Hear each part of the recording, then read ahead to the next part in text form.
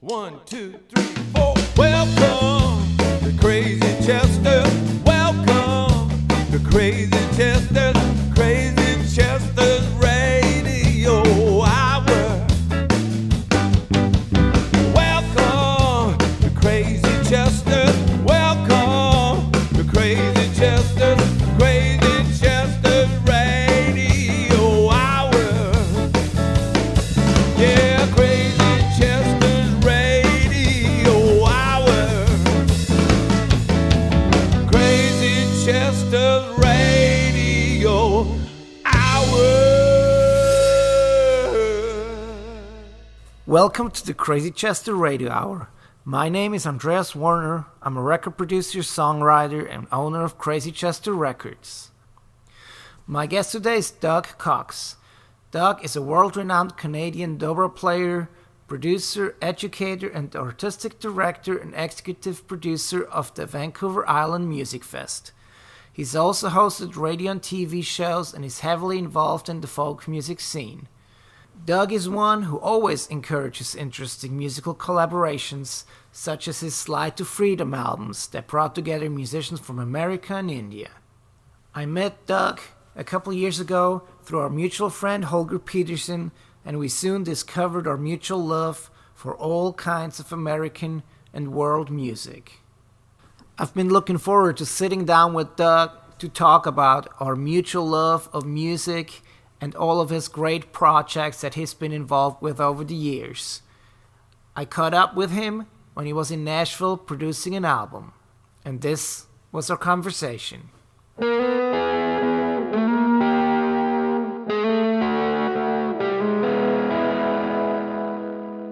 Welcome to the Crazy Chester Radio Hour, Doug. Thank you for being my guest. Thank you. It's great to be here.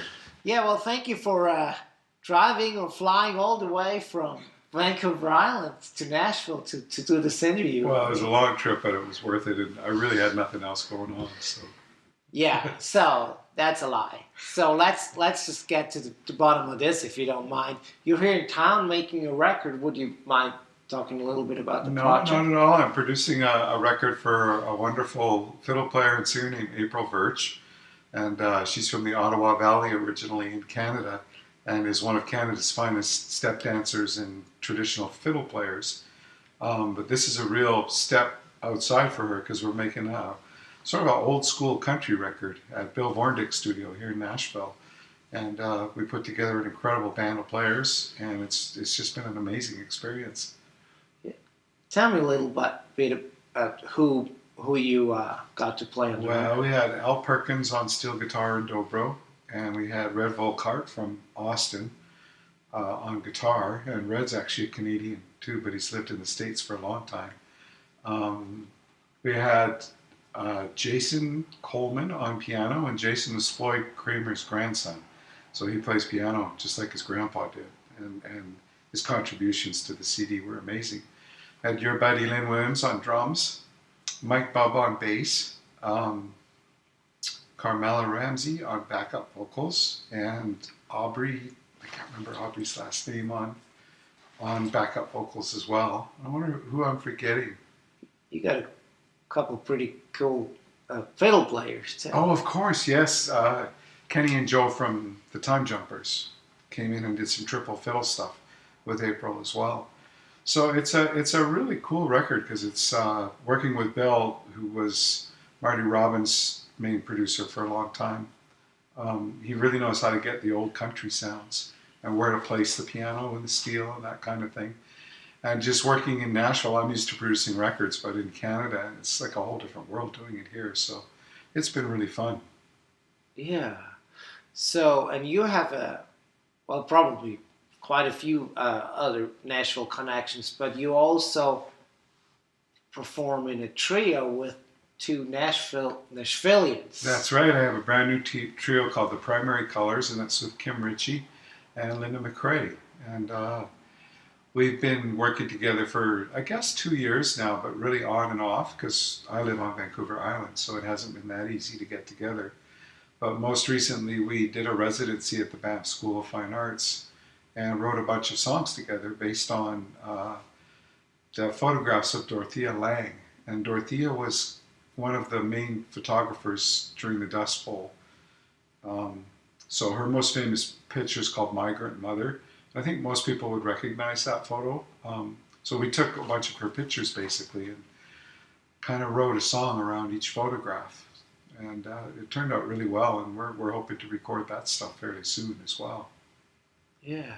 So we actually met not too long ago, about a little over a year ago, through Holger Peterson, who's a mutual friend of ours. Yeah. And we pretty soon, I guess, just kind of discovered that we all like to geek out over all sorts of music.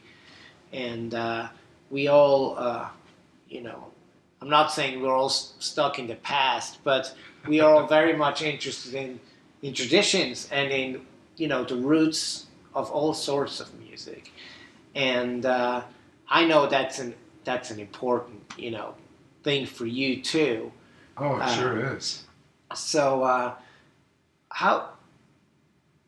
how were you initially exposed to music, or how did you get the music bug as a young? Well, I always had it. I mean, I've got 3 older sisters, and as I was a kid growing up, each sister had their own taste in music, and I was lucky enough to grow up in the '70s, so there was a lot of really, really cool, interesting music around then. So I heard music from their 3 bedrooms that kind of educated me in the music of the '50s and the '60s and the '70s, really, and that was where I first got the bug. Started playing guitar when I was 8 years old, and played guitar and sang songs all my life, basically. And then, as far as the music business goes, I worked for record stores, and I worked for a rack job distributor. People don't remember what a rack jobber was. It was somebody who would send records out through a warehouse to the sort of secondary places that sold records back then, like gas stations and restaurants and bookstores, that kind of thing. And then when I was in Edmonton, when I was about 18 years old, I did a radio show for the college radio station there and worked in a couple of record stores. And one day I got offered a job at the Edmonton Folk Festival with the guys that started that festival. And that was really my introduction to roots music, because I was lucky enough to kind of innocently discover it. And I got to hang out with amazing people back then. I didn't know who any of them were, and they were all the legends of blues and bluegrass and folk and country music and jazz. And they all took to me because I was really young and interested, but not starstruck, really, because I didn't know who they were, right? And so I was kind of lucky enough to have a real innocent introduction to all sorts of different styles of roots music. And it kind of grew from there.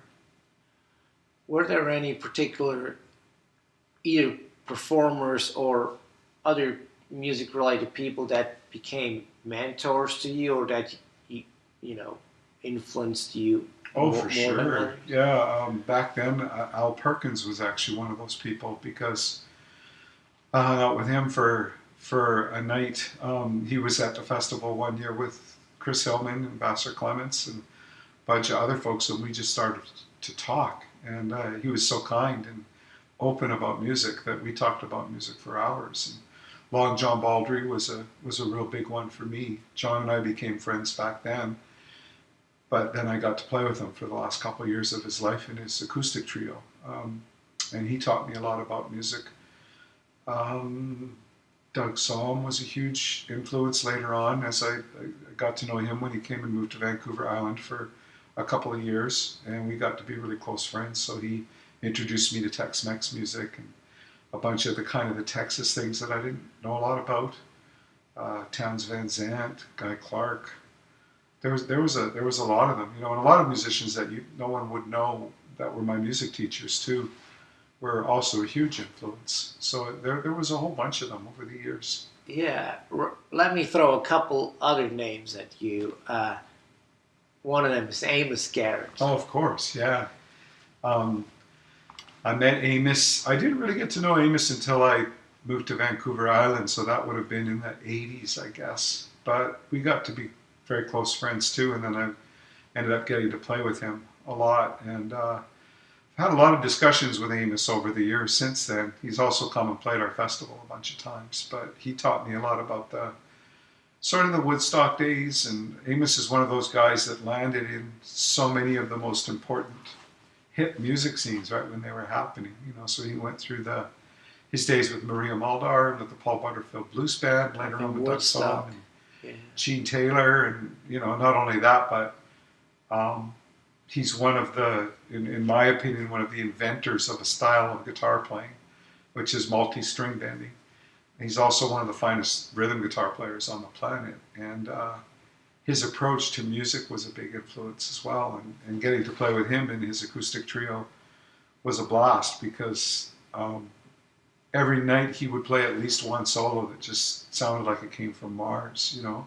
It was he's a truly inspired guitar player, and what I mean by that is most people, after you play with them for a while, you kind of heard their language, and they don't often do things that surprise you, but at least once a night Amos would play something that you'd never heard him do before, and he would never do again.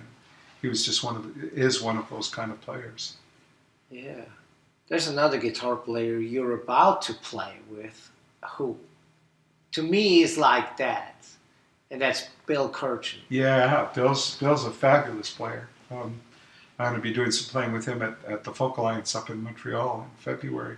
We did a tour together, I think it was 2 years ago, I think called the Mighty String Thing, which was a bunch of us that shared it in the round jam session on stage for a few dates in Canada. And Bill is probably one of the most unknown great guitar players. I mean, he's known too, but he should be in anybody's list of the top players and songwriters too.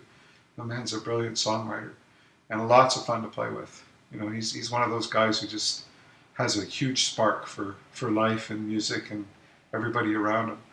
And he told me he's going to come do a tour in Canada with me, where we're just going to go play all the little bars on all the little islands that surround Vancouver Island. So it's really inspiring to see someone like that's that age and that has done as much as he has and still just wants to go out and have fun, Yeah, I just saw him at the Edmonton Folk Music Festival, participating in a jam with different people from all over the world and just totally killing it. I mean, just immersing himself in all these different genres and different, musical cultures that he probably hadn't been exposed to a whole lot or at all, but he just could put on the switch and, and he would just become part of it. Yeah, he would just jump in and start playing. We did the tour that we did together.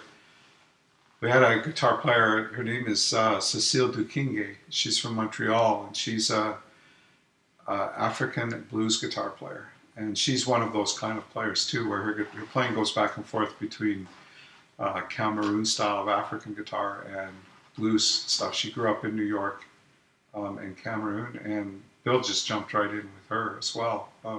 He can play with anybody for sure.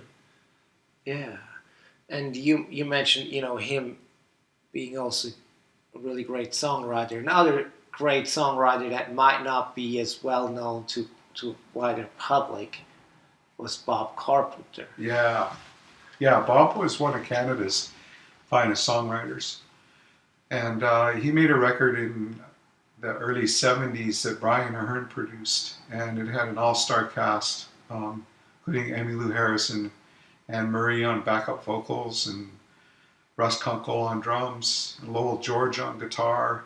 The cast just went on and on, Bill Payne on keyboards. And that record got shelved. So it never came out until years later when Holger Peterson, our friend, released it on Stony Plain. And had it come out when it was recorded, he'd probably be recognized now as someone like James Taylor or one of the great 70s singer-songwriters.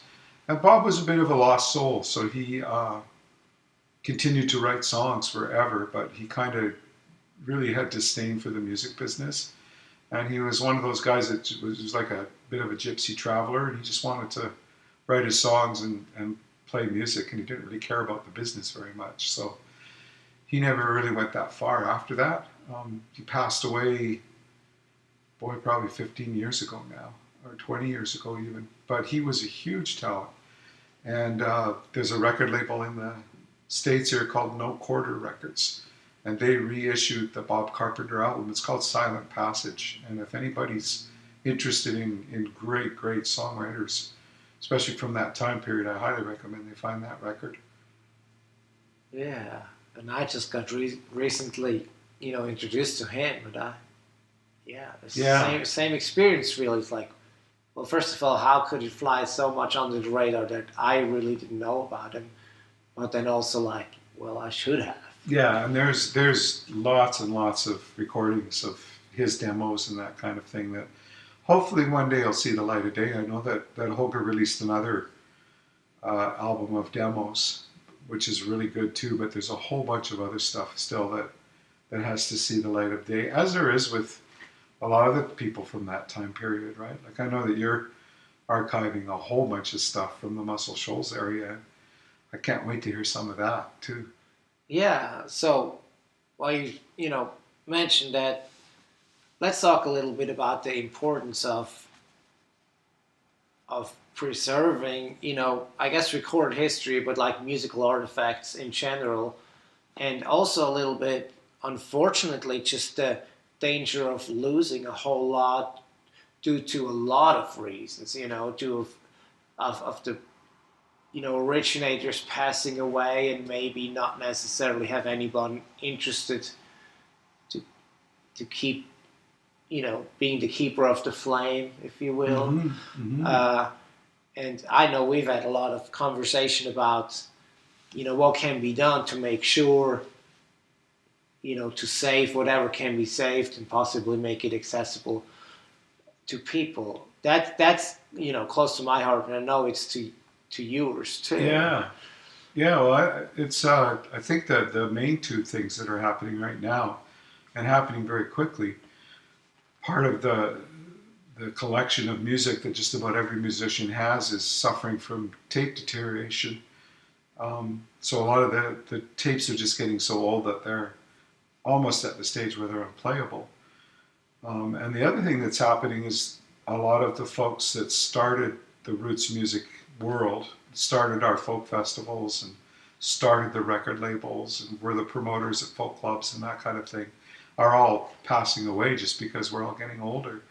And most of them have got boxes of tapes in their basements. And what tends to happen is that their families find these things and don't realize they have any value, and they take them to the dump or they just throw them away. They also might have made these recordings wherever they were with the promise to the person that was playing the music that the stuff would never get used in any way that anyone could make any profit from it.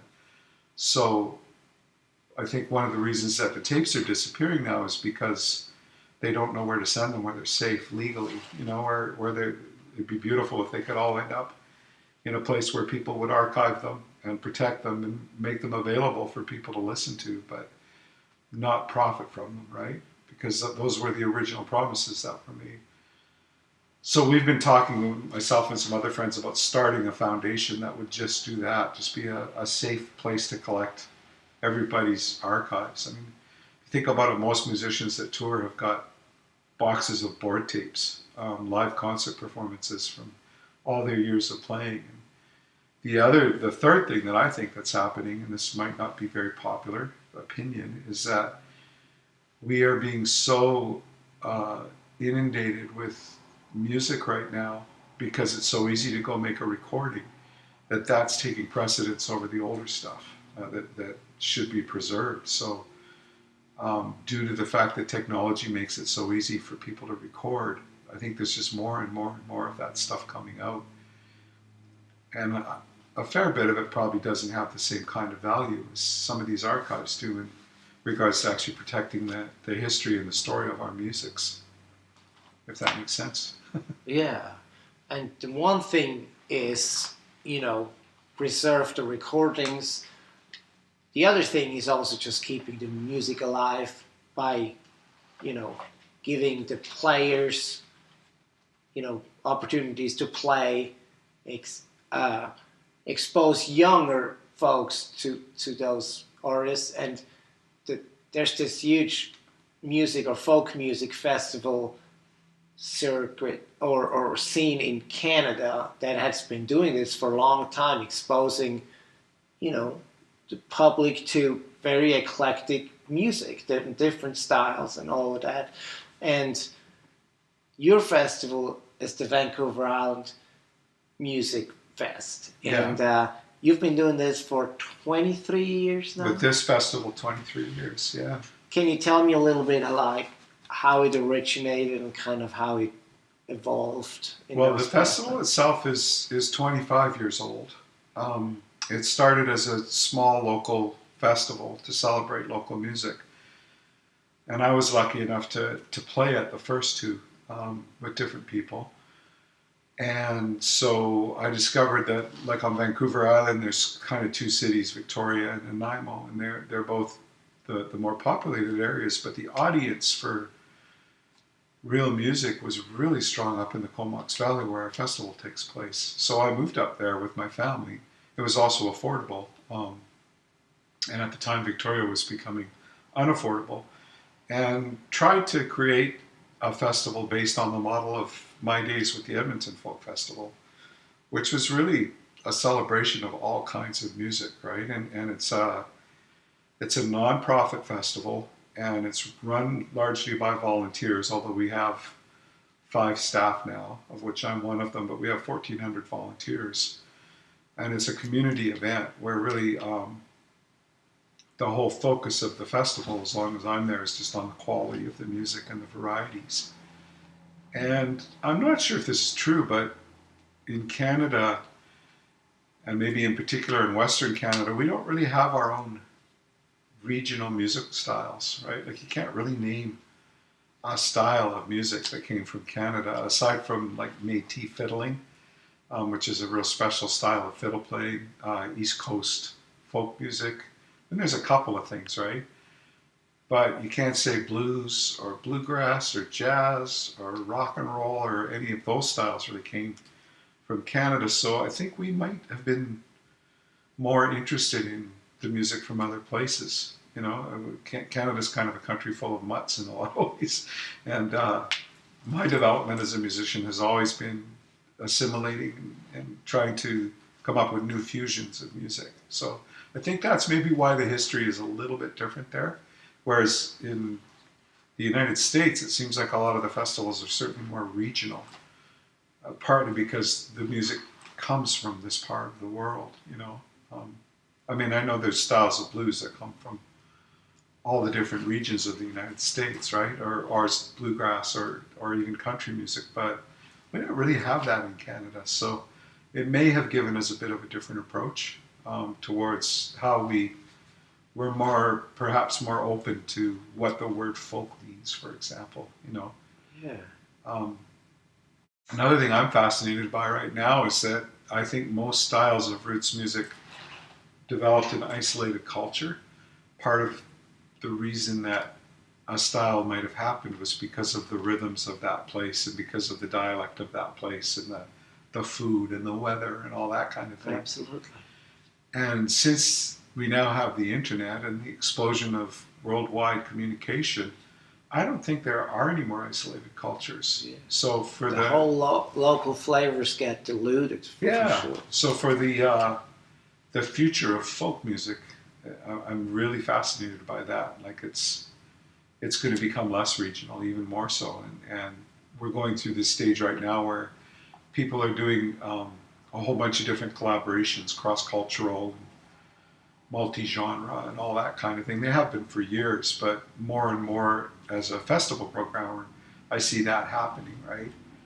And I only see that really as a stage because it's only going to be interesting for so long. And I'm really curious to see what the next steps are going to be in the development of music. Are there going to be more styles? Is someone going to develop a new style of music? And if they do, where's it coming from? Is it going to come from the mud and the blood of wherever they're from, or how will that develop, And I think we're at an interesting place in music history for that reason.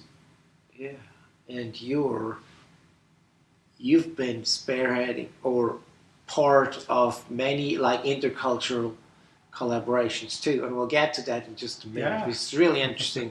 But one thing that I experienced when I went to the Edmonton Folk Music Festival this summer, and that you touched on, is that volunteer culture that you guys have up in Canada. Something, I mean, you mentioned 1,400 volunteers. I mean, that's just an extraordinary number, and I think the Edmonton Folk Festival has like 2,500 or something like that. Yeah. And it's really the backbone of that makes Oh, it's totally the backbone. it possible, and something I've never seen here at all. You know, I don't know if people, you know, that don't get an immediate return, either monetary or a sort of, you know, school credits or whatever, would even do that. And that's one thing I was really amazed at, just how, you know, how great that spirit is. It is. It's a fairly amazing thing, and I do think there are some festivals in the States that have that. The Kerrville Folk Festival, for example, it's one of the ones I've been to, just outside of Austin, has that spirit as well. But I think it's a rare thing. I've thought about that a lot too, because growing up in Alberta, in Canada, the volunteer spirit there is very high, as it is in Manitoba, where I also lived for a while. I moved out to the west coast of Canada and discovered that generally it's not as strong there. I mean, we're lucky in our community because we do have that spirit. But there's other places on the west coast that don't really have it as strongly. And sometimes I think that's weather related. Because if you live in a cold place, you really have to rely on your neighbors a lot more. I think it might be a generational thing too, and I think we're in danger of losing it right now, as volunteerism is dropping all over Canada right now, which is an interesting thing as the baby boomers get older.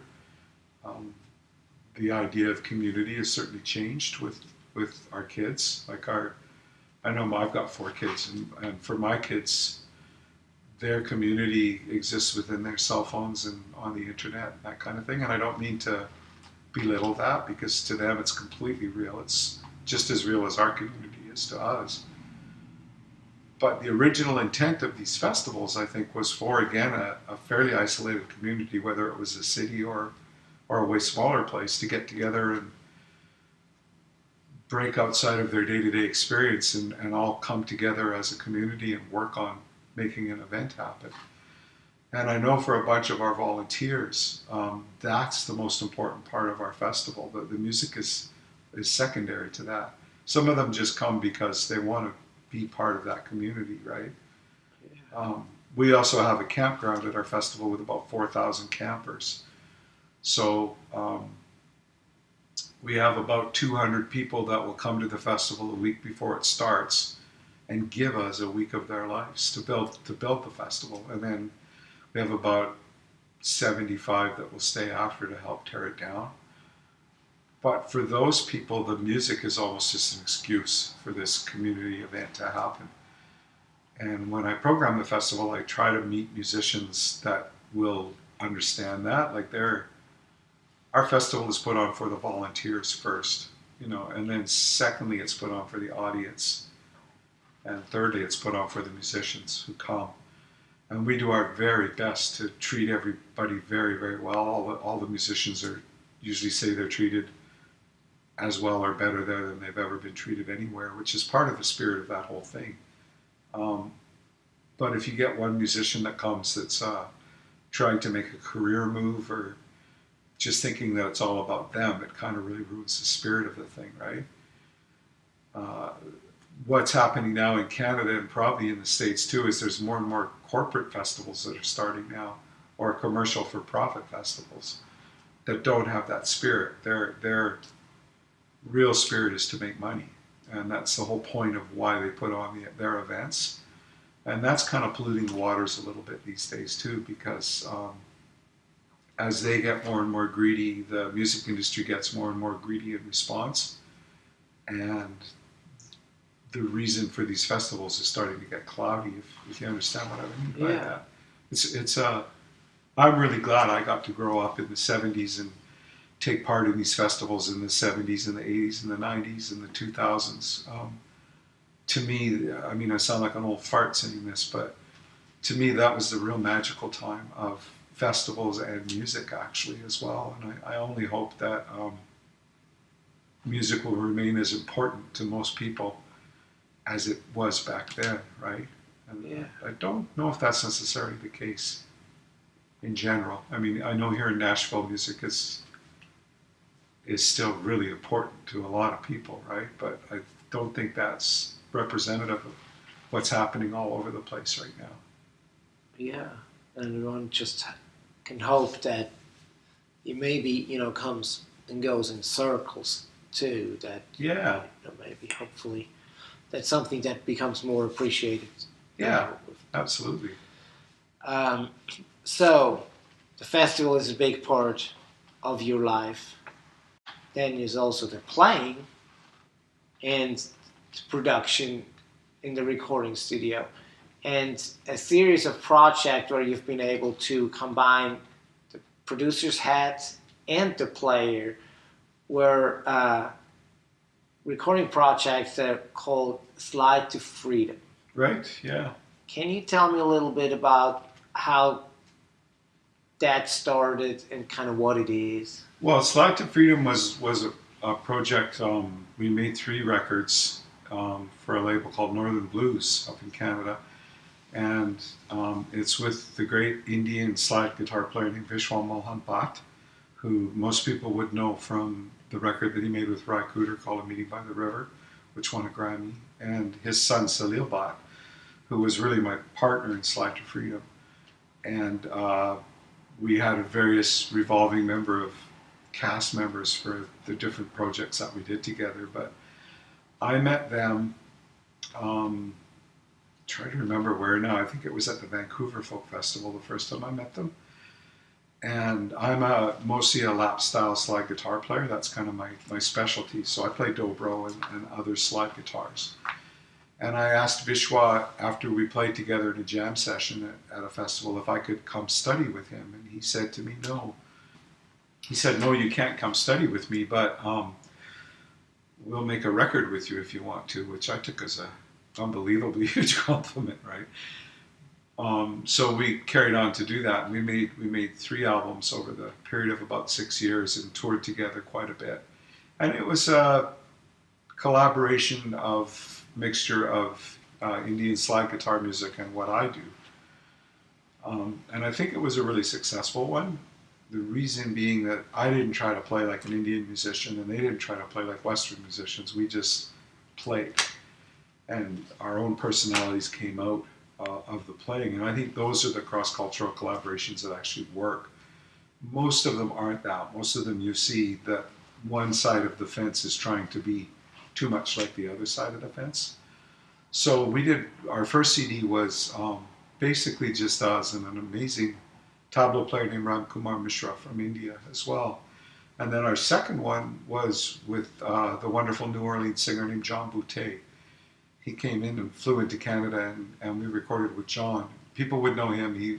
He sang the theme song to the TV show Treme, and he's one of the great New Orleans singers. And we had a couple of other guests. And then the third one, we recorded a CD in Memphis at Royal Studios with special guests including my friend Betty Sue from Austin, who's a wonderful singer-songwriter, and the great Sacred Steel players, the Campbell brothers, were involved in that.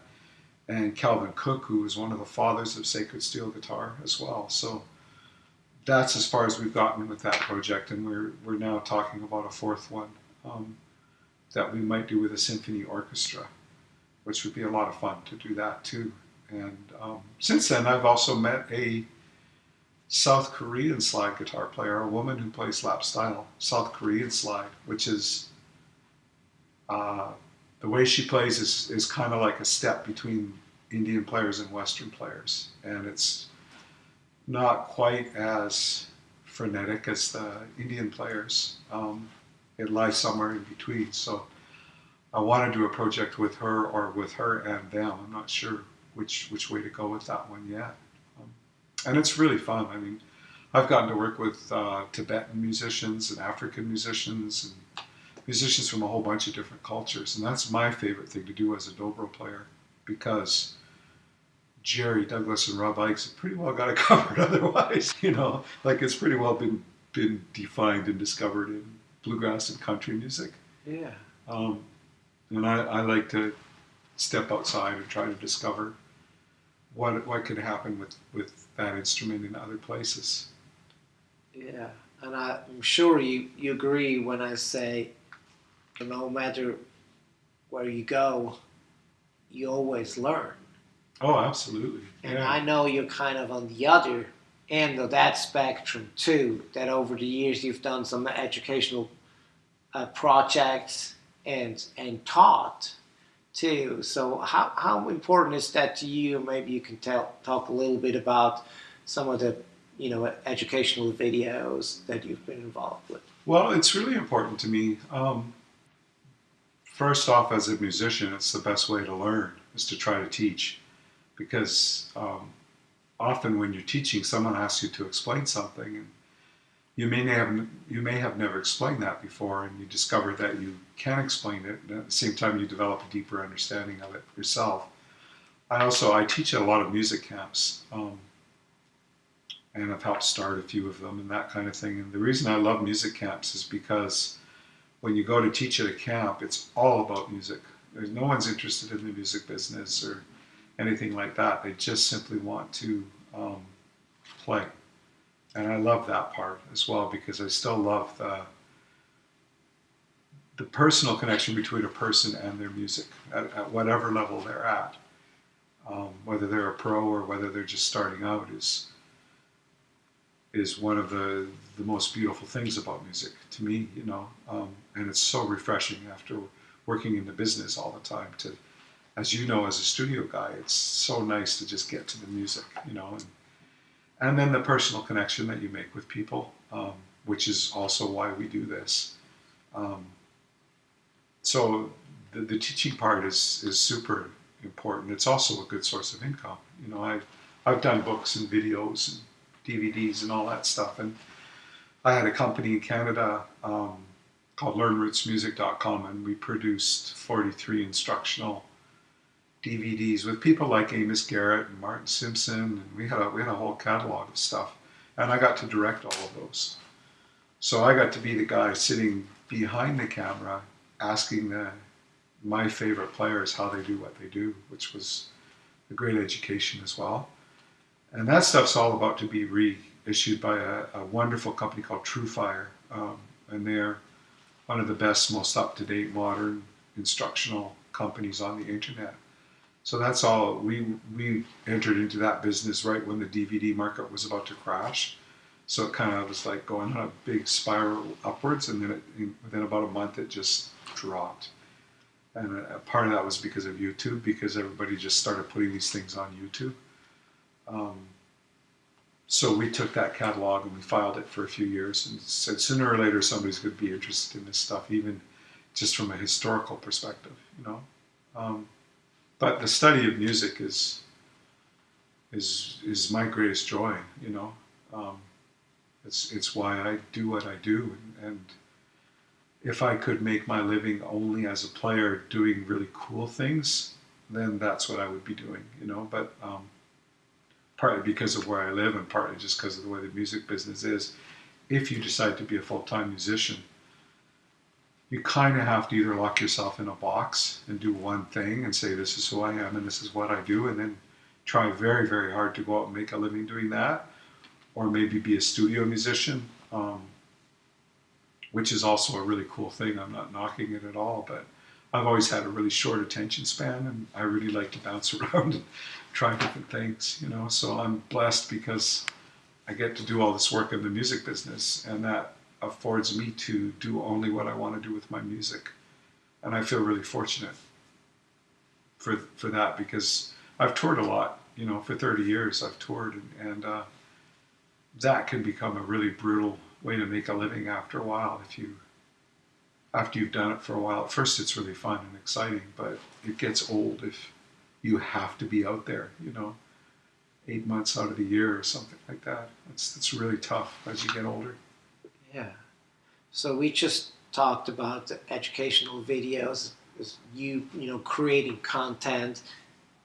going to your website, there's a lot of really interesting content on there too, like past interviews with Amos Garrett or Bob Carpenter, which I believe is maybe the only one accessible to the public by Bob Carpenter.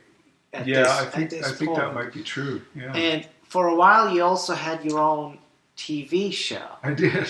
Well, you did your homework. Well, just spending time together and talking about all sorts of things that. But anyway, can you tell me a little bit about that and what the format was? Because it was, a musical conversation in a way. It was. It was called Sitting In, and I had a different guest on every show. We did 70 episodes, and we just sat and played and talked, and it was really fun. And we had a really great crew, a great sound man, and a really good floor director, which I learned how. The floor director is the guy that, if you have 5 cameras shooting, he's the guy that decides which camera is going to actually go to air. And the guy that I worked with, his name is Rod Horner, and he was an amazing mentor. And he was one of those guys that was able to make those split decisions. So we would film a show with 5 cameras, and by the time we were done, a half-hour show would take about an hour to film. And he was doing it all on the fly. So usually when you shoot a video or a TV show like that, it's a really long, painful process because they shoot it and then they go in and edit it, right? And there's hours and hours and hours of editing involved. But he just did it like that. So we would do 2 or 3 shows in an afternoon with 3 different guests or 2 different guests. And by the time we were done that afternoon, those shows were completely finished. I've tried to revive that show, but I haven't been able to find that kind of a crew again, unfortunately. So we did 70 episodes with 70 different guests, many of whom are now gone. They've passed on, and it started off as a local show in Victoria, BC, and it ended up being a national show in Canada for a short while, so it really took off. And there were all kinds of great musicians on that show as well.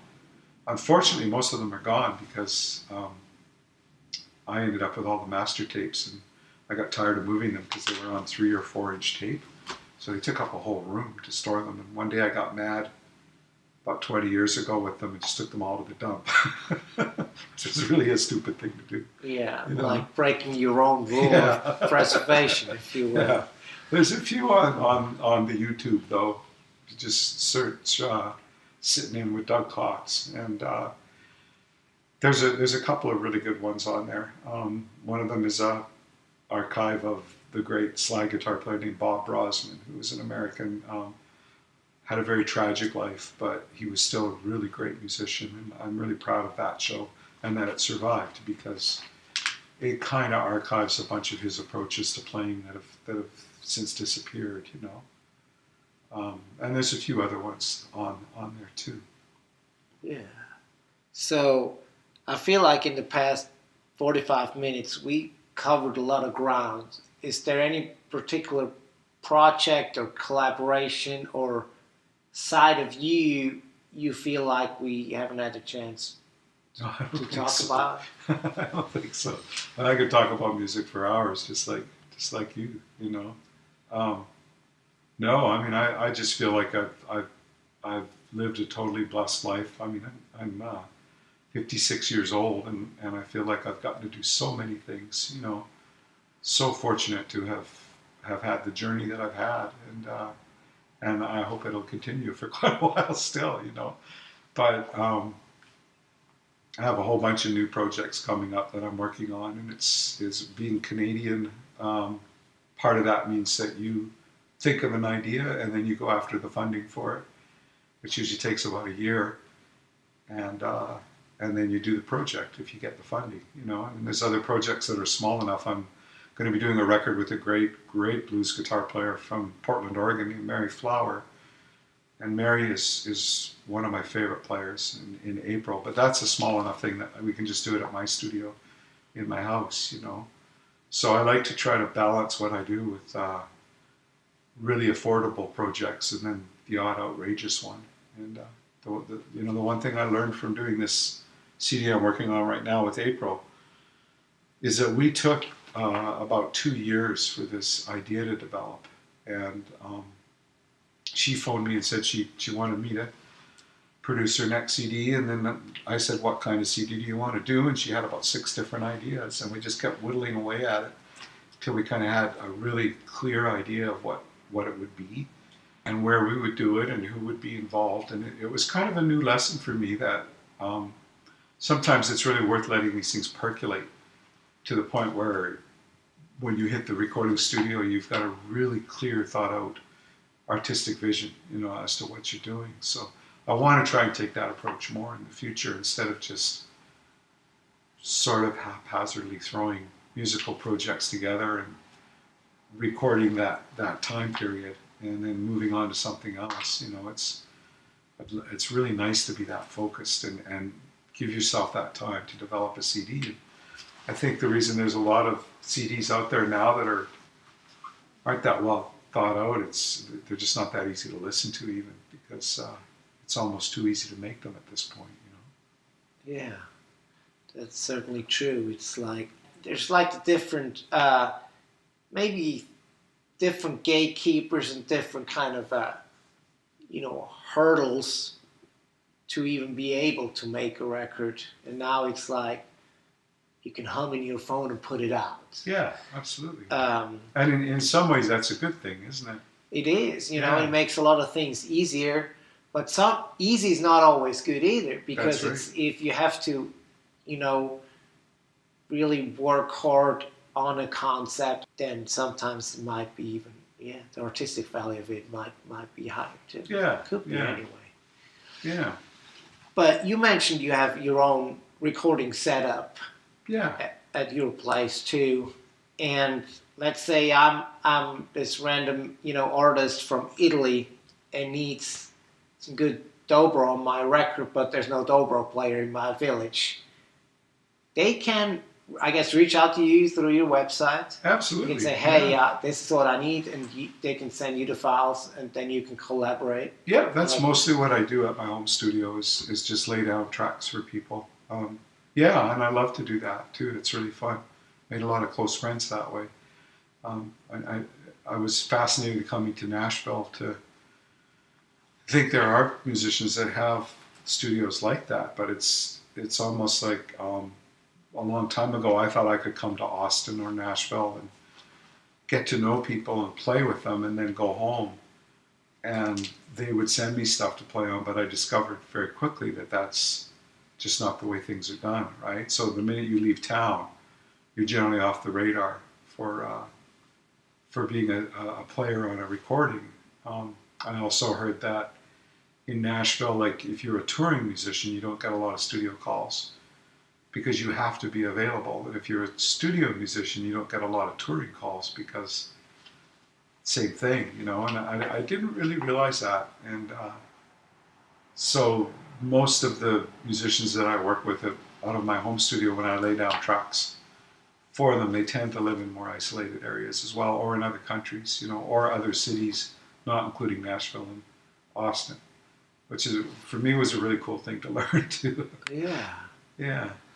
So we mentioned earlier that we met through Holger Peterson, who, he's Order of Canada. He's like Absolutely. a really, well-known entity in Canada, like in roots music all over the world. He certainly is. Would you mind just saying a few words about Holger, maybe you guys' friendship, and kind of what makes him, and what makes him the great, music person he is? Well, Holger and I have been friends since I was 18 years old.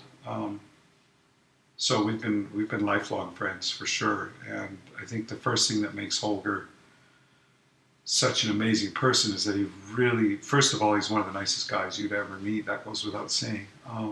But he is a big music fan. And he's done very well in the music business with Stony Plain Records over the years. But I think for him it always comes back to the music and to the stories of the musicians and that kind of thing. He's still like a kid when it comes to talking about music or listening to music, and he's always interested anything new or exciting, and he's always interested in the history, and he's taught me so much about music and the music business, you know. And he continues to be that way. I know, like, we come down here for Americana together every year.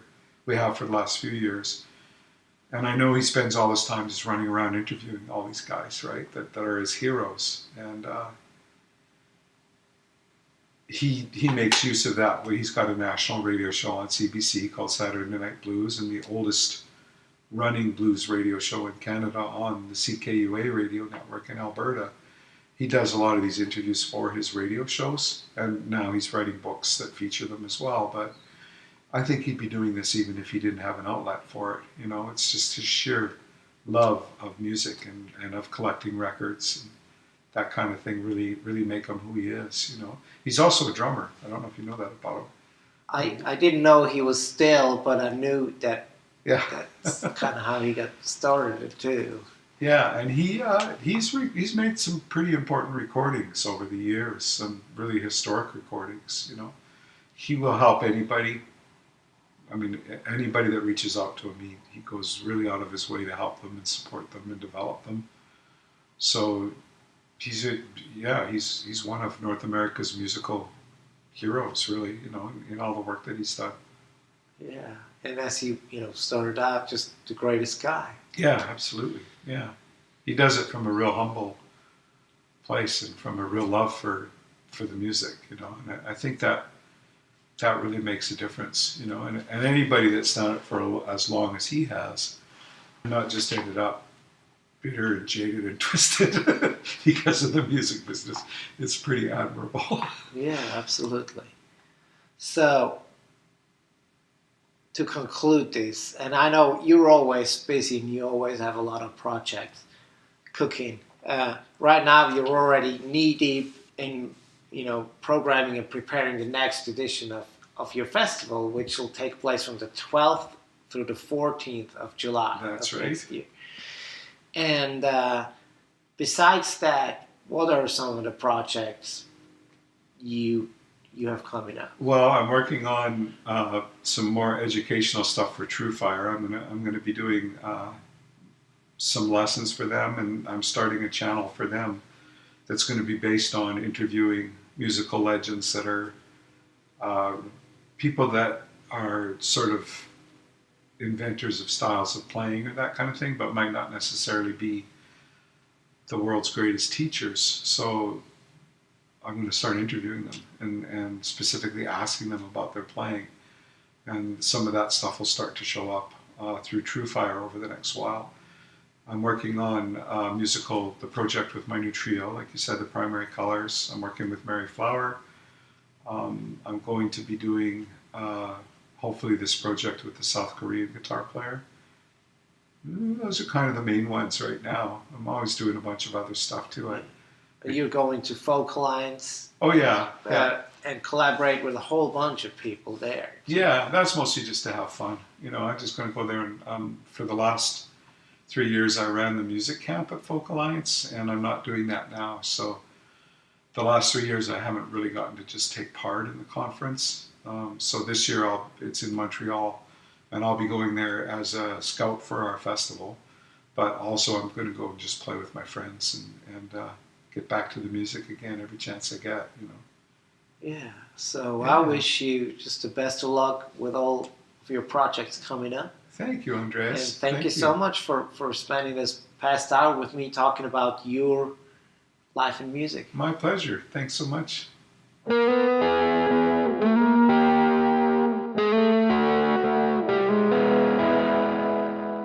This was the 46th episode of the Crazy Chester Radio Hour. We taped it at Crazy Chester Studio in Nashville. If you enjoyed today's episode, please make sure to check out some of our earlier episodes and subscribe to the Crazy Chester Radio Hour on iTunes, or check it out on YouTube, SoundCloud, TuneIn, or Stitcher. That's it for today. See you next week.